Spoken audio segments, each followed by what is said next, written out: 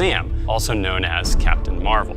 Shazam appeared in 1940. The word Shazam really means four things.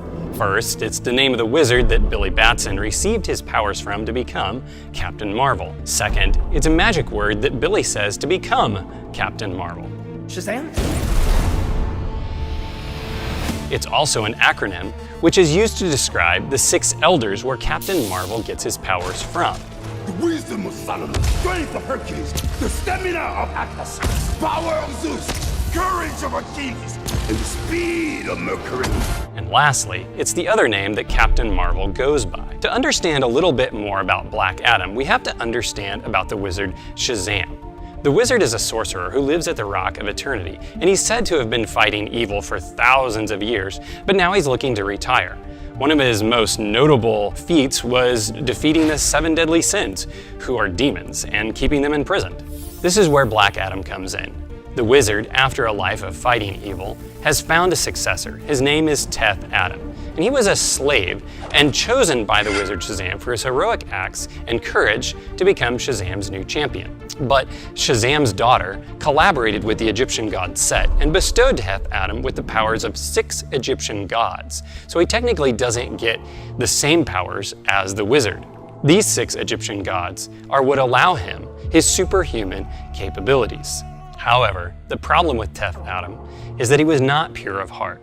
Thousands of years earlier, when he was chosen to be the successor for Shazam, he turned to the dark side and used his powers for evil, resulting in the 7 deadly sins being unleashed. At this point, the wizard renamed him to Black Adam.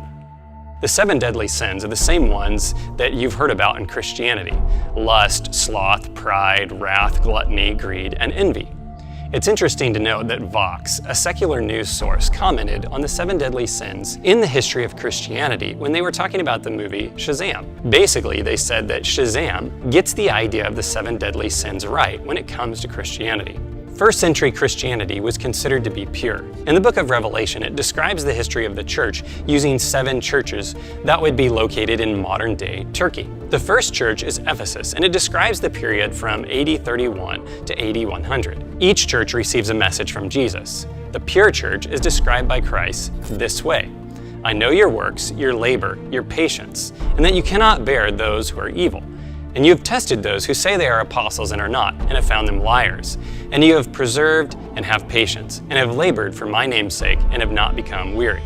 From about 100 to 313 AD, the Christian church became persecuted. This is what Jesus says to the church of Smyrna: Do not fear those things which you're about to suffer. Indeed, the devil is about to throw some of you into prison, that you may be tested, and you will have tribulation 10 days. But history tells us that after the church endured its persecution, it became popular. And with this popularity, they were warned by Jesus about some unpleasant things. To the church of Pergamos, it was written, I know your works, and where you dwell, where Satan's throne is. In addition to this, they were warned that they held 2 doctrines, that of Balaam and the doctrine of the Nicolaitans. Both of these put them in a condition where they were living against the principles of God. Well, as Christianity moved from purity to paganism, Christians moved away from the populated areas where the vices of the day were. They went to the desert where the monks were, and they tried to find practical ways to free themselves from the prevailing sins of the day.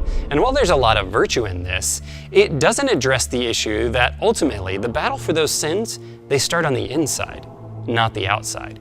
And that's what Vox was getting at with the movie Shazam.